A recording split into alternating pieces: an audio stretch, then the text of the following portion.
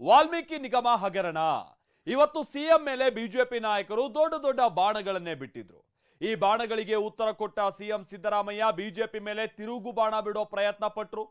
ಸದನದ ಒಳಗೆ ವಾಲ್ಮೀಕಿ ನಿಗಮ ಹಗರಣದ ಮೇಲೆ ನಡೆದಂತ ಚರ್ಚೆ ಇವತ್ತು ದೊಡ್ಡ ಹೈಡ್ರಾಮವನ್ನೇ ಸೃಷ್ಟಿಸಿತ್ತು. ಭ್ರಷ್ಟ, ನೀಚ ಅಂತೆಲ್ಲ ಏಕವಚನದಲ್ಲೇ ಇವತ್ತು ಒಬ್ರಿಗೊಬ್ರು ಬೈದಾಡ್ಕೊಂಡಿದ್ದಾರೆ. ಮತ್ತೊಂದು ಹಂತದಲ್ಲಿ ಸಿಎಂ ಪ್ರಕರಣದಲ್ಲಿ ನಾಗೇಂದ್ರ ಅವರನ್ನ ರಕ್ಷಣೆ ಮಾಡ್ತಿದ್ದಾರೆ ಅಂತ ಬಿಜೆಪಿ ಸದಸ್ಯರು ಧರಣಿ ನಡೆಸಿದ್ರು. ವಾಲ್ಮೀಕಿ ಹಗರಣದ ಕಿಚ್ಚು ಇವತ್ತಿನ ಕಲಾಪದಲ್ಲಿ ಹೀಗೆ ಧಗಧಗಿಸ್ತು.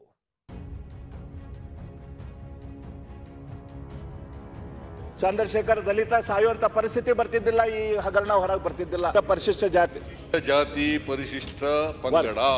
These people, the BJP people are against the social justice. Congress government ನೀವು ಏನೂ ಮಾಡದೇನೆ ಅನ್ಯಾಯ ಆಯ್ತು ಪರಿಶಿಷ್ಟ ಜಾತಿಯವರಿಗೆ. ವಾಲ್ಮೀಕಿ ನಿಗಮ ಹಗರಣ, ಕಾಂಗ್ರೆಸ್ ವಿರುದ್ಧ ಬಿಜೆಪಿ ವಾಗ್ಬಾಣ. ಸಿಎಂ ಸಿದ್ದರಾಮಯ್ಯ ಉತ್ತರ, ಸತ್ಯ ಮುಚ್ಚಿಡ್ತಿದ್ದಾರೆ ಅಂತ ಬಿಜೆಪಿ ಕೆಂಡ. ವಾಲ್ಮೀಕಿ ನಿಗಮದಲ್ಲಿ ನಡೆದಿದೆ ಎನ್ನಲಾದ 187 ಕೋಟಿ ರೂಪಾಯಿ ಅವ್ಯವಹಾರ ಇವತ್ತು ರಾಜ್ಯ ರಾಜಕೀಯದಲ್ಲಿ ದೊಡ್ಡ ಹಂಗಾಮವನ್ನೇ ಸೃಷ್ಟಿ ಮಾಡ್ತಾವ್. ಸದನದ ಒಳಗೆ ದೊಡ್ಡ ಹೈಡ್ರಾಮಾ ನಡೆಯಿತು. ಒಂದು ಹಂತದಲ್ಲಿ ತೀರಾ ವೈಯಕ್ತಿಕ ಮಟ್ಟಕ್ಕಿಳಿದ ನಾಯಕರು ದೊಡ್ಡ ವಾಗ್ವಾದವನ್ನೇ ನಡೆಸಿದ್ರು.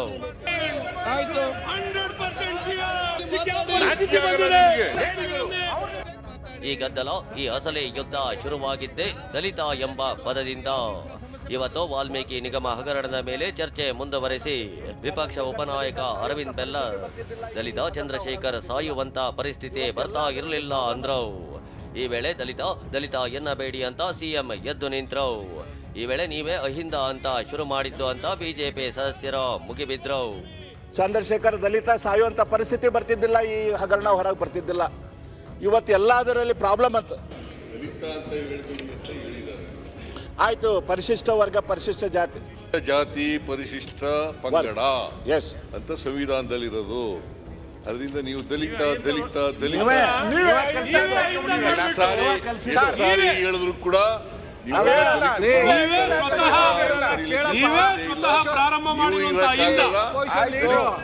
ಹೀಗೆ ಬಿಜೆಪಿಗರ ಕಾಲೆಳೆದ ಸಿಎಂ, ಬಿಜೆಪಿಯವರು ಸಾಮಾಜಿಕ ನ್ಯಾಯಕ್ಕೆ ವಿರೋಧವಾಗಿದ್ದಾರೆ ಅಂದ್ರು. ಇದರಿಂದ ಸಿಟ್ಟಿಗೆದ್ದ ಅಶ್ವಥ್ ನಾರಾಯಣ್, ಕಾಂಗ್ರೆಸ್ ಸಾಮಾಜಿಕ ನ್ಯಾಯದ ವಿರುದ್ಧವಾಗಿದೆ ಅಂದ್ರು. ಬಹಳ ಸ್ಪಷ್ಟವಾಗಿ ಗೊತ್ತಾಗ್ತದೆ, these people, the BJP people are against the social justice.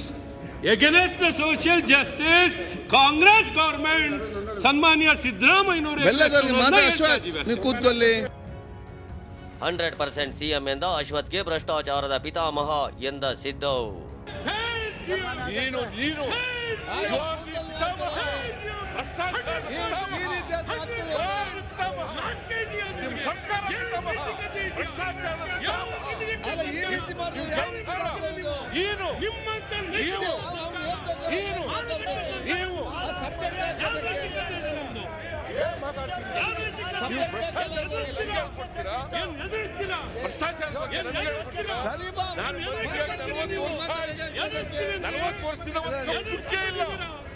ಹೀಗೆ ಬಿಜೆಪಿಯವರು ಭ್ರಷ್ಟಾಚಾರಿಗಳು ಅಂತ ಸಿಎಂ ಹೇಳ್ತಾ ಇದ್ದಂತೆ ನಿಮ್ಮ ಡಿಸಿಎಂ ಜೈಲಿಗೆ ಹೋಗಿ ಬಂದಿಲ್ವಾ ಅಂತ ಬಿಜೆಪಿ ಸದಸ್ಯರು ಕೆಂಡ ಕಾರಿದ್ರು.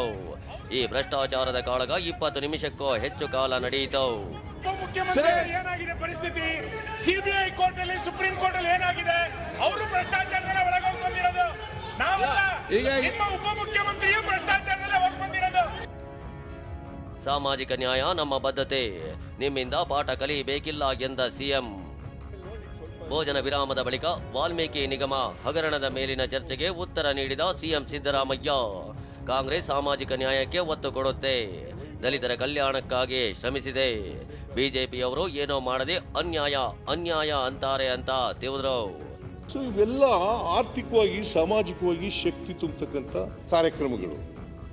ನೀವು ಏನೂ ಮಾಡದೇನೆ ಅನ್ಯಾಯ ಆಯ್ತು ಪರಿಶಿಷ್ಟ ಜಾತಿಯವರಿಗೆ, ಅನ್ಯಾಯ ಆಯ್ತು ಪರಿಶಿಷ್ಟ ಜಾತಿಯವರಿಗೆ, ಪರಿಶಿಷ್ಟ ಪಂಗಡದವರಿಗೆ ಅನ್ಯಾಯ ಆಯ್ತು ಅಂತ ಹೇಳಿದ್ರೆ ನಾವು ನಿಮ್ಮಿಂದ ಪಾಠ ಹೇಳಿಸ್ಕೋಬೇಕಾ? ಹೀಗೆ ಕೌಂಟರ್ ಕೊಟ್ಟ ಸಿಎಂ, ಚಂದ್ರಶೇಖರ್ ಬರೆದಿರೋ ಡೆತ್ ನೋಟ್ ನಲ್ಲಿ ಸಚಿವರ ಹೆಸರಿಲ್ಲ ಅಂದ್ರು. ಡೆತ್ ನೋಟ್ ಓದೇ ಬಿಡ್ತೀನಿ ಅಂತ ಡೆತ್ ನೋಟ್ ಓದಿದ್ರು. ಈ ವೇಳೆ ಡೆತ್ ನೋಟ್ ನಲ್ಲಿ ಸಚಿವರ ಹೆಸರು ಬಂತು. ಇದನ್ನ ಸಮರ್ಥಿಸಿಕೊಂಡ ಸಿಎಂ ಸಾವಿಗೆ ಅವರೇ ಕಾರಣ ಅಂತ ಬರೆದಿಲ್ಲ ಅಂದ್ರು. ಡೆತ್ ನೋಟಲ್ಲಿ ಬರ್ದಿರೋದು ಯಾರ ಹೆಸರು? ಮಿನಿಸ್ಟರ್ ಹೆಸರು ಬರ್ದಿದ್ದಾರ? ಬರ್ದಿಲ್ಲ. ಯಾರು ಜವಾಬ್ದಾರರು ನನ್ನ ಸಾವಿಗೆ ಅಂತ ಬರ್ದಿದ್ದಾರೆ. ಸ್ವೀಪ್ ಇನ್ ಸ್ವೀಪ್ ಔಟ್ ಅಕೌಂಟ್ ಅನ್ನು ವಸಂತನಗರ ಶಾಖೆಯಿಂದ ಎಂಬಿ ರಸ್ತೆ ಶಾಖೆಗೆ ವರ್ಗಾಯಿಸಲು ಪತ್ರ ಬರೆಯಲು ಸೂಚಿಸಿ ಅದನ್ನು ಮಾನ್ಯ ಸಚಿವರು ಮೌಖಿಕವಾಗಿ ಸೂಚಿಸಿರುವ ಹಿನ್ನೆಲೆ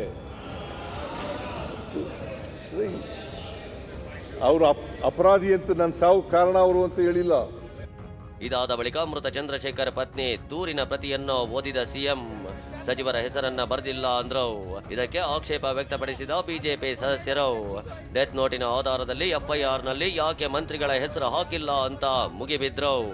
ಮೃತ ವ್ಯಕ್ತಿ ಚಂದ್ರಶೇಖರ್ ಅವರ ಹೆಂಡತಿನೂ ಕೂಡ ಒಂದು ಪದ್ಮನಾಭ, ಇನ್ನೊಂದು ಪರಶುರಾಮ, ಇನ್ನೊಂದು ಶುಚಿ ಸ್ಮಿತಾ, ಅವ್ರ ಮೇಲೆ ಮಾತ್ರ ಕಾನೂನು ಕ್ರಮ ತಗೊಳ್ಳಿ ಅಂತ ಹೇಳಿದ್ದಾರೆ. ಎಲ್ಲೂ ಕೂಡ ಡೆತ್ ನೋಟಿನ ಆಧಾರದ ಮೇಲೆ ಎಫ್ಐಆರ್ ಬರಬೇಕಲ್ಲ ಸರ್. ಡೆತ್ ನೋಟು ಎಫ್ಐಆರ್ ನಲ್ಲೂ ಬಂದಿದೆ. ಅವ್ರ ಹೆಸರು ಯಾಕೆ ಬರೋದಿಲ್ಲ? ಎಫ್ಐಆರ್ ನಲ್ಲಿ ಯಾಕೆ ಮಂತ್ರಿಗಳ ಹೆಸರು ಹಾಕೋದಿಲ್ಲ? ಆದ್ರೆ ಸರ್ಕಾರದ ಕಂಪ್ಲೇಂಟ್ದಲ್ಲಿ ಮಂತ್ರಿಗಳ ಹೆಸರಿಲ್ಲ, ಯಾಕಿಲ್ಲ? ಅದೇನ್ ಮತ್ತೆ ನೋಡಿ ಯಾಕೆ ನೋಡಿ ಮತ್ತೆ ಹೇಳ್ತೇನೆ. ಈಗ ಕೂತ್ಕೊಳ್ಳಿ ನೀವು. ಇದು ಮಾನ್ಯ ಮುಖ್ಯಮಂತ್ರಿಗಳೇ ಸರ್ ಒಂದು ಸಿಎಂ ಪೂರ್ತಿಯಾಗಿ ದೂರಿನ ಪ್ರತಿ ಓದ್ತಾ ಇಲ್ಲ, ಸತ್ಯ ಮರೆಮಾಚಿದ್ದಾರೆ ಅಂತ ಬಿಜೆಪಿ ಸದಸ್ಯರು ಕಿಡಿಕಾರಿದ್ರು. ಡೆತ್ ನೋಟ್ ಪ್ರತಿ ಓದಿದ ಯತ್ನಾಳ್ ಸ್ಪೀಕರ್ಗೆ ಡೆತ್ ನೋಟ್ ಪ್ರತಿ ನೀಡಿದ್ರು. ಈ ವೇಳೆ ಗದ್ದಲ ಉಂಟಾಯಿತು. ಸದನದ ಬಾವಿಗಿಳಿದು ಭಿತ್ತಿ ಪತ್ರ ಪ್ರದರ್ಶಿಸಿ ಧರಣಿ ನಡೆಸಲಾಯಿತು. 24/5/2024 ಸದರಿ ವಿಷಯಗಳನ್ನು ನಿಗಮದ ಮಾನ್ಯ ಅಧ್ಯಕ್ಷರುಗಳಿಗೆ ತಿಳಿಯಪಡಿಸಲಾಗಿ ಅವರು ಇನ್ನೂ 2-3 ದಿನ ಬೆಳವಣಿಗೆ ಆಗುವುದನ್ನ ಅನುಸರಿಸಿ ಆಮೇಲೆ ಮಾನ್ಯ ಅಧ್ಯಕ್ಷರೇ ಅವರು ನಿನ್ನೆ ಹೇಳಿದ ಮೊನ್ನೆ ನಾನು ಯಾಕೆ ಓದ್ತಿಲ್ಲ ಓದ್ತೀನಿ, ಅದು ಇದೆ ನೋಟಿದೆ ಇಲ್ಲಿ. ಆಯ್ತು, ಡೆತ್ ನೋಟ್ ಎಲ್ಲ ನೋಡಿ. ಈ ಗದ್ದಲದಿಂದ ಸದನವನ್ನ 10 ನಿಮಿಷಗಳ ಕಾಲ ಮುಂದೂಡಲಾಯಿತು. ಕಲಾಪದಿಂದ ಹೊರಬಂದು ಸುದ್ದಿಗೋಷ್ಠಿ ನಡೆಸಿದ ವಿಪಕ್ಷ ನಾಯಕ ಆರ್ ಅಶೋಕ್ ನಾಗೇಂದ್ರ ಮತ್ತು ದದ್ದಲ್ ಹೆಸರು ಬಿಟ್ಟು ಡೆತ್ ನೋಟ್ ಓದಿದ ಸಿಎಂ ಪ್ರಕರಣ ಮುಚ್ಚಿ ಹಾಕೋಕೆ ಯತ್ನಿಸುತ್ತಿದ್ದಾರೆ ಅಂತ ಆರೋಪಿಸಿದ್ರು. ಡೆತ್ ನೋಟ್ ಅಲ್ಲಿ ಇದೆ, ಮುಖ್ಯಮಂತ್ರಿಗಳು ಸದನದಲ್ಲಿ ಓದಬೇಕಾದ್ರೆ ಇವೆರಡನ್ನೂ ಬಿಟ್ಬಿಟ್ರು ಪದನ. ಈ 2 ಪದ ಬಿಟ್ಬಿಟ್ಟು ಅವ್ರಿಗೇನೇನು ಬೇಕೋ ಅದನ್ನು ಮಾತ್ರ ಓದಿದ್ದಾರೆ. ಅಂದರೆ ಸ್ವತಃ ಮುಖ್ಯಮಂತ್ರಿಗಳೇ ಈ ಹಗರಣವನ್ನು ಮುಚ್ಚಾಕೋದ್ರಲ್ಲಿ ನೇತೃತ್ವ ವಹಿಸಿರುವಂಥದ್ದು ಸ್ಪಷ್ಟವಾಗಿ ಕಾಣ್ತಾ ಇದೆ. 10 ನಿಮಿಷದ ಬಳಿಕ ಕಲಾಪ ಪುನರಾರಂಭವಾದಾಗಲೂ ಬಿಜೆಪಿ ಸದಸ್ಯರು ಪ್ರತಿಭಟನೆ ಮುಂದುವರೆಸಿದ್ರು. ಧರಣಿ ವಾಪಸ್ ಪಡೆಯದ ಕಾರಣ ಕಲಾಪವನ್ನ ನಾಳೆಗೆ ಮುಂದೂಡಲಾಯಿತು. ಕಲಾಪದಿಂದ ಹೊರಬಂದ ಬಿಜೆಪಿ ಸದಸ್ಯರು ವಿಧಾನಸೌಧದ ಮೆಟ್ಟಿಲುಗಳ ಮೇಲೆ ಪ್ರತಿಭಟನೆ ಮಾಡಿದ್ರು. ಈರಣ್ಣ ಬಸವ ಜೊತೆ ಕಿರಣ್ ಹನಿಯಡ್ಕ, TV9 ಬೆಂಗಳೂರು.